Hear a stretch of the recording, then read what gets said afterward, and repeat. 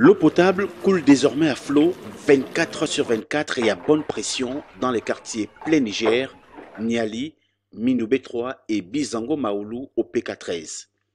Ah, Papa laisse. Depuis qu'elle est venue, c'est la grande joie. On se lave au moins 5 fois par jour. Oh. On passe le temps à toucher l'eau. C'est-à-dire que c'est comme si c'était quelque chose qu'on venait de voir pour la première fois dans notre vie. C'est 24 sur 24 avec une forte pression. On est très content qu'on ait de l'eau. Vous savez, pour certaines personnes, l'eau, c'est un luxe. Et je remercie Dieu.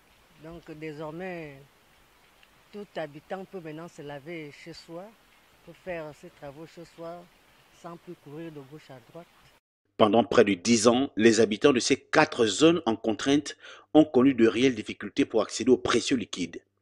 Pour remplir ces récipients, il fallait attendre plusieurs semaines pour espérer voir couler quelques gouttes du robinet, à défaut de parcourir de longues distances pour s'approvisionner en eau dans les artères voisines.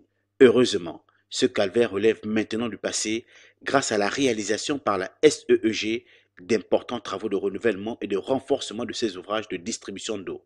Effectuer les visites dans le secteur et ayant constaté que nous avons 7000 qui passent par là, au voisinage, pour alimenter un Ngongé. Alors on a également fait une prise en charge de 50, disons on a pris un tuyau de 50 sur la mine. Nous avons accordé au réseau existant alimentaire le secteur, qui n'avait pas d'eau. Et après ce travail, le secteur est bel et bien alimenté. Coût global des travaux comptait 192 millions de francs CFA entièrement sortis de la caisse SEEG.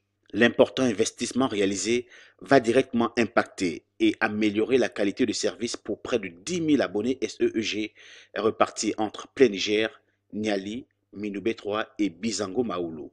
La réhabilitation de la fourniture de précieux liquides dans tous les ménages et quartiers du Grand Libreville est donc effective et à sa deuxième phase.